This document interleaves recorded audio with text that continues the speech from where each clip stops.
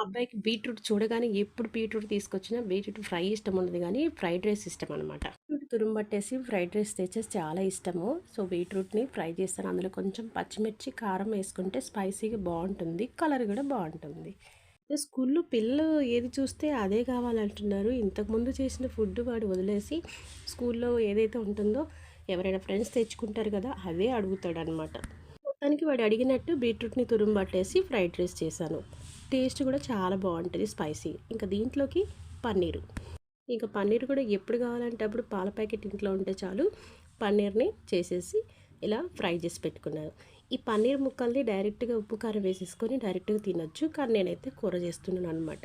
చెప్పాను కదా! అంటే ఎప్పుడు అంటే మనకి నాన్ వెజ్ లేనప్పుడు ఇంకా పక్కా మా ఇంట్లో ఉండేది పన్నీర్ కూర అనమాట.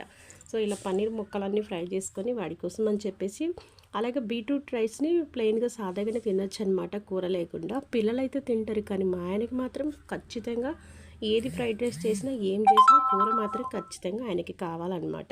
పన్నీర్ ముక్కలు ముందే రోస్ట్ చేసేసి పెట్టామనుకోండి, డైరెక్ట్‌గా కూర చేసేసరికి సగం అలాగనే తినేస్తారనమాట.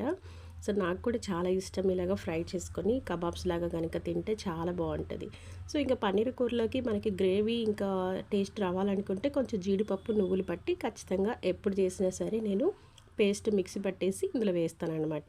సో, ఫైనల్లీ పన్నీర్ కూర అయితే రెడీ అయిపోయింది చూసారు కదా! ఇంకా మా ఆయనకి మాత్రం ఖచ్చితంగా కూర ఉండాలి కదా! సో, లాస్ట్‌కి కూర దించే ముందుగా మిక్సీ పట్టుకున్న జీడిపప్పు పేస్ట్‌ని ఇందులో వేసేసాను. ఎక్కువ చారు చారు కావాలంటాడు మా ఆయన మాత్రం. గ్రేవీ తక్కువ అంటే కొంచెం మీడియంలో ఉండాలనమాట. సో, ఫైనల్లీ కూర అయిపోయిన తర్వాత కసూరి మేతి ఏసేసుకొని ఇలా కొంచెం నలిపి మెంతి ఆకుల్ని ఎండబెట్టేసి ఇలా ప్యాకింగ్ దొరుకుతదనమాట. దాన్ని ఫైనల్‌గా దించేస్తే రెడీ అనమాట. ఇవాల్టి వీడియో నచ్చితే లైక్